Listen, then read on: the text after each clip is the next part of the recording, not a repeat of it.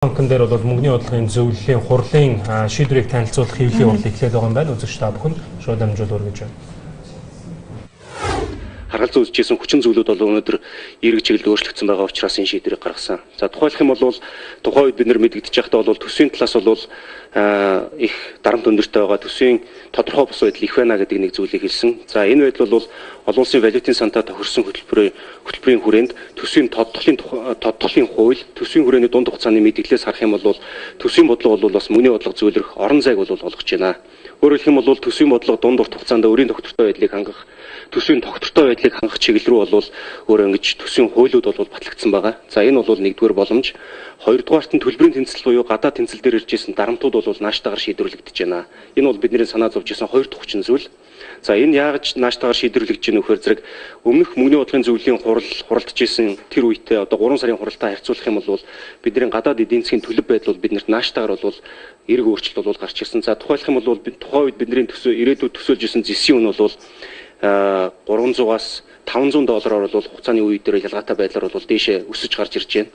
Дээрээс нь худалдааны гол түн шууран болох хятад эдийн засгийн өсөлт шинжээчдийн хүлээж байгаагүйгээс жоохон өндөр түвшинд бол 6.9% бол нэгдүгээр улиралд 17-ны нэгдүгээр улиралд өссөн. За энэ бол эерэг мэдээ болж байна. Дээрээс нь Оросын холбооны улсын эдийн засаг хойд төршийн эдийн засаг бол анх удаа бол сүүлийн 2 жилийн туршид уналттай байсан эдийн засаг анх удаага нэгдүгээр улиралд 0.5% эерэг өсөлттэй гарлаа. За цаашдаа шинжээчд бол энэ эдийн засаг бол тогтвортой өсөлтөнд нэмэгдэнэ гэж бол харж байна. Хоёрдугаарт нь 3 дахь том худалдааны түнш болох Европ бүсийн эдийн засгийн өсөлт бол харьцангуй тогтвортой байгаар ийм мэдээлэлүүд бол гарч ирж байна. За энэ бол бидний гадаад эдийн засагт гарч ирж байгаа өөрчлөлтүүд болж байна. За дээрэс нь бодлогын тодорхой бус байдал дээр бас тодорхой хэмжээнд санаа зовж исэн. Энэ нь бол юу гэхээр зэрэг богино хугацаат гадаад өрийн дарамтыг бид нэр хэрхэн шийдвэрлэх вэ гэдэг асуудал бол анхаарал татчихсан. За энэ дээр бол Хөгжлийн банкны 580 сая долларыг хэрхэн шийдвэрлэх үү гэдэг дээр бол нэлээд бол анхаарал хандуулж исэн. За энэ бол амжилттайгаар бол 3 сард бол шийдвэрлэгдсэн.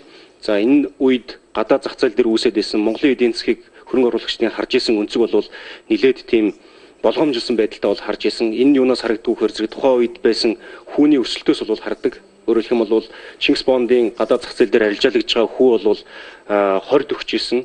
Хөгжлийн банкны бондын хүү бол 30 руу өгч исэн, 27.8 руу 8 хүрж исэн. Тэгэхээр зэрэг одоо энэ тодорхой бус байдлууд арилаад ирэхээр зэрэг гадаад болон дотоод талдаа зах зээл дээр бол эерэг хүлээлтүүд бол үүсч эхэлж байна. Хөрөнгө оруулагчдын итгэл бол сэргэж байна. Зах зээлд оролцогчдын итгэл бол сэргэж байгаа нь бол харагдаж байна л да. Өөрөөр хэлэх юм бол Чингис бондын 5 жилийн хугацаатай бондын өгөөж хүү бол нэг 4 орчим хувьтай, 10 жилийнх нь нэг 6 орчим хувьтай ингэж бууж ирж байна. За дээрэс нь дотоод эдийн засаг дээр байгаа одоо судалгаануудаас харах юм бол хэрэглэгчийн итгэл бол сэргэж байна. Бизнес эрхлэгчдийн бол итгэл бас сэргэх юм хандлага ажиглагдаж эхэлж байна. Тэгэхээр зэрэг энэ бүхэн өөрөө эргээд эдийн засаг дээр бол бас эрг зүйлүүд бол бий болж эхэлж байна. Эдийн засаг сэргэж эхэлж байна гэсэн ийм мэдээлэл тодорхой дүгнэлтийг бол эндээс хийж болохоор байгаа. За тэгвэл одоо цаашаа бол бид нэр инфляцийн төсөөллийг хийгээд үзэхээр зэрэг инфляц бол биднэрт эргээд мөнгөний бодлогыг тодорхой хэмжээнд ингээд зөөлрүүлэх юм орон зайг бол биднэрт өгж байна. Өөрөөр хэлэх юм бол инфляц дунд хугацаанд бол харьцангуй тогтвортой байх, бидний зорилт түвшинд бол ингээд тогтвортой байх ирэх 2-3 жил бол ийм төсөөлөлттэй байна. Тэгэхээр зэрэг энэ зүйл маань өөрөө эргээд мөнгөний бодлого зөөлөрч бодит секторыг дэмжих ийм боломжийг бол олгож байгаа учраас энэ удаагийн мөнгөний бодлогын зөвлөлийн шийдвэр бодлогын хүүг 2-1-2 доошнд бууруулах ийм шийдвэр гаргасан.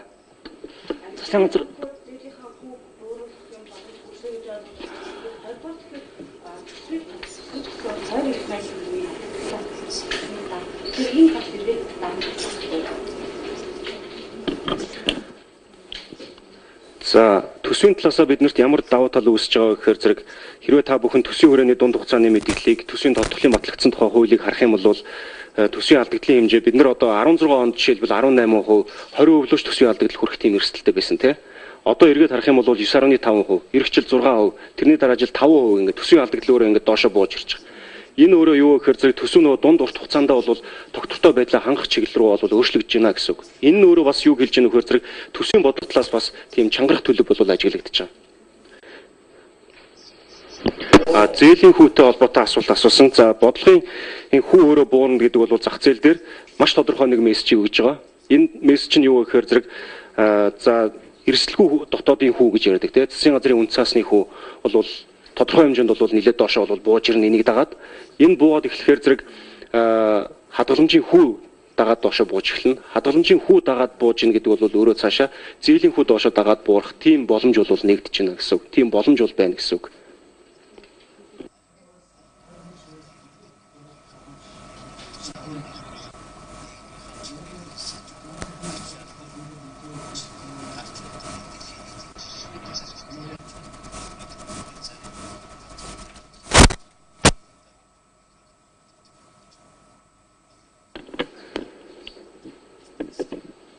За мөнгөний бодлогын зөвлөлийн хурал дээр яг хоёр зөвлөлийн гишүүн бол ерөнхийдөө хоёроос жоохон илүү их хуваар бууруулах санд бол өөрөө үндслийнхээ хувьд бол өөрөө дэвшүүлж тавьж исэн. За олонхын шийдвэрээр бол сүүл эцэстээ бол 100% саналаар бол 2-1 чөөр доош нь бууруулах юм шийдвэр бол гарсан.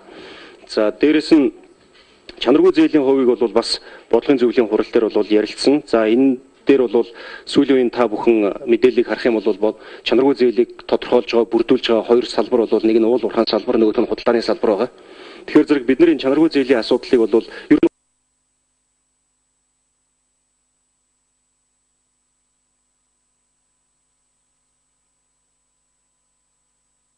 эдийн засгийн өсөлтөнд дотор хасах одоо уул уурхайн салбар агшсан юм шиг бол харагдаж байгаа л статистикийн тооноос харахаар буцаагаад энэний хамгийн гол асуулгаад байгаа зүйл нь юу гэхээр зэрэг оюутлогын үйлдвэрлэлийн зэс алтны агуулмж нь өөрөө үлэмж хэмжээгээр буурчихсан байгаа. Энэ 17 оныхоо хувьд энийг нь хасаад бусад секторуудын тоотод үзэх юм бол энэ оюутлогын бус уул уурхайн салбарын өсөлт бол 15.5% гарсан байна. Тэгэхээр зэрэг уул уурхайн салбар бол өсөлтөд эхэлж байгаа гэсэн үг. За энд бол тэр өөрчлөлт тэр үн нөлөөлж байна. Дээрээс нь энийг дагаад дотоодын үйлдвэрлэлийн хэмжээ бол нэлээд их нэмэгдэж байна. Энэ өөрөө эргээд уул уурхайн салбар дээр бизнес явуулж байгаа аж ахуй нэгжүүдийн бизнест нь бол таатай нөхцөлийг бий болгож байгаа. Ашигт ажиллагаа нэмэгдэж байгаа. Тэгэхээр зэрэг нөгөө өмнө зогссон байсан зээлээ төлж чадахгүй байсан энэ чанаргүй зээлийг тодорхойлж байгаа энэ зүйл бол эргээд аажмаар бол шимэгдээд гайгүй болно гэсэн хүлээлттэй. Хоёрдугаарт нь болохоор зэрэг энэ салбраас ингээд идэвхжил цаашаа яваад эргээд худалдааны салбар дээр бол хамгийн түрүүнд илэрч гарч ирж байгаа. Дээрээс нь бас уул уурхайн салбар дээр явж байгаа томоохон худалдааны нөлөөгөөр худалдаа бас идэвхжиж байгаа.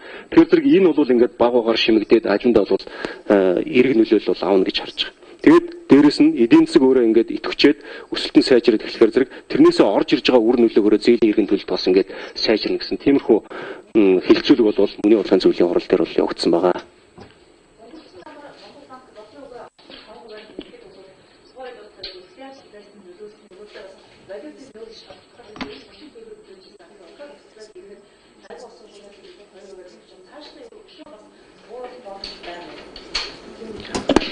За цаашдаа бууруулах хэсгийг бол өнөөдөр бол хэлэх боломжгүй. Өөрөөр хэлэх юм бол одоо гаргасан бодлогын шийдвэрийг бол бид нар үр дүнг нь бол үзнэ. За дахиад бод эдийн засгийн тоо 2 дугаар улирлын тоо яаж гарч ирэх нь тэрнээс хамаарат тэн дээр үндэслээд дахиад бид нар таамаглаа шинжилж боловсруулна. За ингээд эхлэхээр зэрэг бидний одоо тэр нэг инфляцийн зорилт, бодит инфляцийн гүйцэтгэл ирээдүйд хүлээгдэж байгаа инфляцийн төсөөл яаж өөрчлөгдөх нь вэ? Эдийн засгийн өсөлт яах нь вэ? Санхүүгийн систем дээр байгаа өөрчлөлтүүд яаж өрнөх нь вэ? Гэх мэт зүйлүүд дээр үндэслэж дараагийн бодлогын санал бодлогын зөвлөлийн хурал бол ийм байдлаар бол явагдана. Тэгэхээр өнөөдөр бол хараахан хэлэх боломжгүй.